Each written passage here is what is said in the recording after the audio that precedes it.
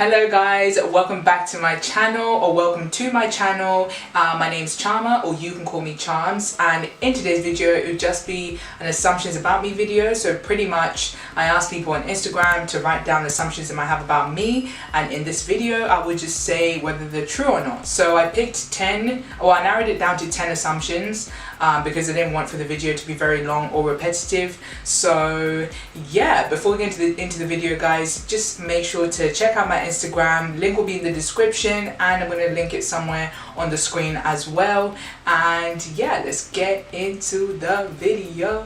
Okay, so I'll be looking down at my phone because I wrote down the assumptions in my notes app, so I'll be looking down and then answering the question. So the first one is, you've got everything on track. No. No?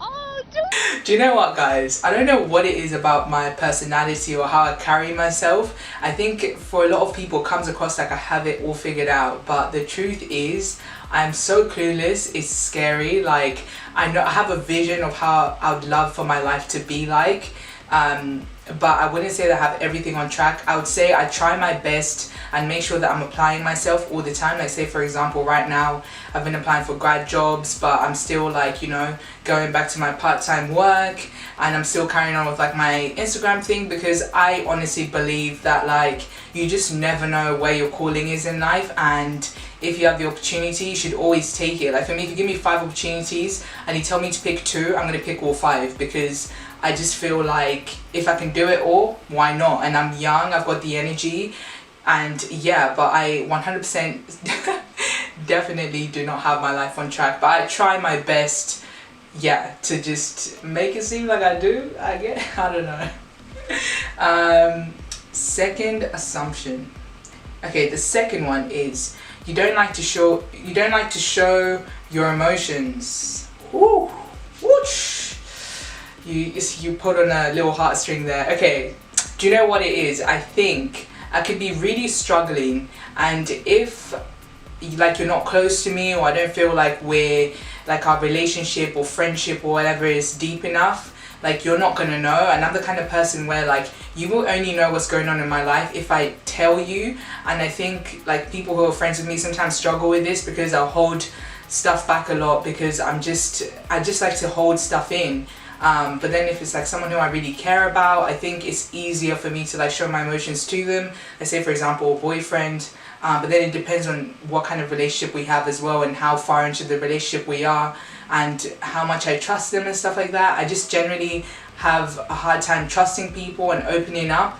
So I think like I do try to hide my emotions, especially on my Instagram, my fitness Instagram. No one will ever really know that I'm like struggling with something, because I'll never let them know. And that's not because I want to come across as like fake or have this facade all over me. It's just who I am, and I think I like to keep my private life private, and most of my emotions come from my private life. Like it could be, you know, family, friends, relationships, and I think all of those things, you know, come into my private life. And I think, you know, yeah, it's a bit of a tricky one really. I hopefully answered the question. Yeah.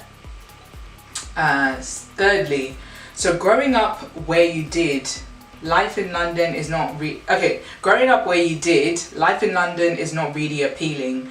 So like in England, I've pretty much just lived in Oxford, and Oxford only. It's quite a small town compared to like London. It's not very like fast paced, you know, and stuff like that. But I do think that like I would like to experience life in like the big city like London, you know what I mean? I feel like there'll be lots of different types of people. I feel like there's lots of stuff to do in London, so like I do want to move there. But then the problem with London is like if you drive and have a car, like for me I'm going to have to try and get rid of it, which I don't really like, because I find it very handy having one. And especially now during the COVID situation, I just don't feel safe like always using public transport and stuff like that, which I think in London, like it goes without saying, you'll be using it way more than you'd like to, or you know, it's part of it. I think in the past I really did like that culture because of the whole COVID whatever situation and my health and stuff. Yeah, I think I hold back from London. And also like I think I would only move to London if I had like a good enough career, because it's very expensive living there. and going there as like a recent graduate without like a proper job or anything like that, it might be difficult for me to start with. But I think in the near future or in a few years, why not? But for as of right now, nah. Let's go to the fourth question. You wear the you wear the pants in a relationship. Okay, this ain't it. This is not true. Okay, I don't know who's sending me this, but I know who it is. But you know, like, I don't think that I do. I think that I'm very selective in the people who like I choose to date and stuff like that, and I need for them to be strong-minded, and like, you know, the same way I won't take their shit, they shouldn't take mine. And I also believe that like in a relationship it should be 50-50, so like, should listen to each other, support each other, be there for each other. I don't think that like one person should have the upper hand. But of course, you know, if I've done something that's like wrong, I expect the person I'm with to tell me, and for them to listen to me if I feel they've done something wrong as well. I believe it's like about growing together and like, you know, maturing together. I don't think, you know, either or party should have like the upper hand. And I think from people I've dated in the past, hopefully this has like, you know, come across that these are my values and stuff. Otherwise I don't think they would have been with me, because who wants to be with someone bossy or the person who wears the pants or whatever, you know. But yeah, I most definitely don't think I do, but I'm not afraid to voice my opinion and my thoughts, and my expectations and stuff. But I also expect the same from the other person. I want them to tell me their thoughts, their opinions, their expectations, and all those things, so we can grow together. Yeah. Okay. That you're sick at Mario Kart. Okay, guys, shock horror. Sorry if you're a fan, but I've never in my entire life played Mario Kart. Like, I have not. Like, need I say more? I just, you know, I know what the character looks like. Wears like the red cap and like the blue like overalls or jeans or whatever, but me, I don't know. Okay. 6, that you're always motivated to work out. That's 100% not true. I think it comes across that like, I wake up every day and I'm like, yes, gym, like, yeah, I can do this. But honestly, I think more than anything it's the discipline and the fact that like I've inbuilt fitness into my lifestyle. But I have struggled, especially during this like quarantine, like having to motivate myself to work out by myself, you know, in my garden and stuff like that. It's very difficult. It's not like a natural place for me to work out, but like I think I've adapted and I'm used to it now. I like blast my music, whatever. But I'm very much looking forward to the gym's opening. I believe on the 25th, which is Saturday. Today is Thursday, so in 2 days time I'll be back at the gym. But no guys, I'm not always motivated. I think discipline over motivation. You need to know your why. I think I made a video about this. I might link it somewhere up, you know, up above here. It's pretty much about knowing why you're doing it, and you know, you'll be able to stick to your reason why you got into fitness and why you do it better than you will if you relied on just motivation alone type thing. Okay, next question. 7, that you're determined to be successful and won't let anything or anyone get in your way. Okay, to be honest, long story short, yes, I'm so determined to make and build a better life for myself. And whether or not someone is by my side, I'm talking about like relationship wise, like I don't think that will ever stop me, to be honest. I feel like, you know, if I'm walking to the road of like success or trying to build a life for myself, if you don't want to come with me on that journey, like, yes, I'll be heartbroken, but that's fine. But if you want to come with me and we build together, that's also perfectly fine. Like, I'm so determined, guys, to just, you know, want to be successful. I think it's part of like my upbringing.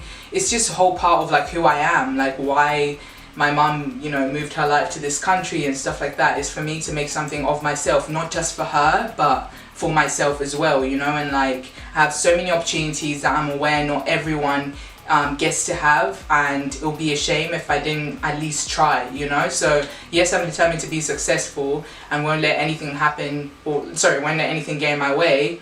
But at the end of the day, life happens. I don't know what might happen down the road. Like, something might happen that's like out of my control, but I will try, you know, to the best of my ability to make it. And if I don't, like, at least I will sit back and be like, you know what, at least I gave it my best shot, you know. I'm very like, I use all these cliche like sayings and stuff, but like I 100% live by them and I mean them when I say them. And yeah, and if you're thinking, you know, I want to be successful, but you know, I'm worried this and the other, sis, bro, don't. Just do it. Like, who cares? Like, so what if you failed? At least you tried, you know what I mean? Yeah, on to the next one before it turns into the Queen's speech, you know what I'm saying? Oh, this one's really nice. That you're a lovely girl, seems sweet and good vibes. Oh, I love this girl. Honestly, thank you so much for sending that. I think that's more of like a compliment than like an assumption. But because it's an assumptions video, like I do think that like if I get on with someone, they will think that, you know, she's a lovely girl and, you know, she seems sweet and good vibes and stuff like that. But I think people who I have fallen out with in the past might not think this way, and that's completely fine because not everyone's going to like you. But I do appreciate people like that. Thank you so much for sending that little compliment, and same to you as well.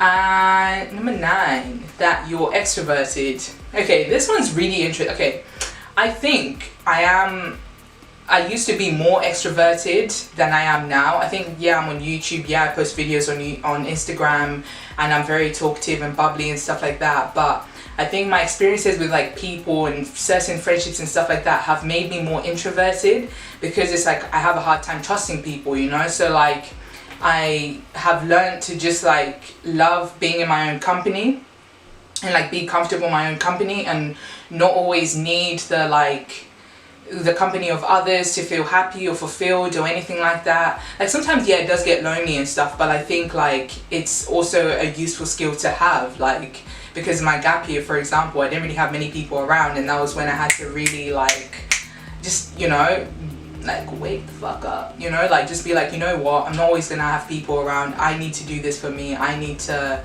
you know, just be comfortable being me. So yeah, I am extroverted, but I'm also like an introverted extrovert. Like I need time to like for myself to recharge my batteries and everything, but I'm also very like sociable and stuff like that. But it has to be the right kind of people, like my kind of people, which I also struggle to find. I don't know if it's a problem with me or just the people I meet, but yeah, I think I'm still figuring that bit out of my life, really. Okay, and the last one was also like a compliment, which is like beauty and brains. I really do. That's so sweet. Thank you. You know, I don't think I'm like that like beautiful, you know, but I appreciate you, girl. Thank you so much for sending that through. I like to believe that, yes, you know, beauty and brains. I don't think I'm like ugly, you know, but I don't think I'm like, oh my gosh, she's like drop dead gorgeous, you know what I mean? But thank you very much for the compliment, and that is it for today's video, guys. I really do hope you enjoyed it, and I hope it was like much snappier and quicker and straight to the point. You know, that's something I really struggle with, so I hope that in this video I did that for you guys today. And yeah, make sure to give this video a like, comment and subscribe for more content, and I'll see you guys in my next video. See ya!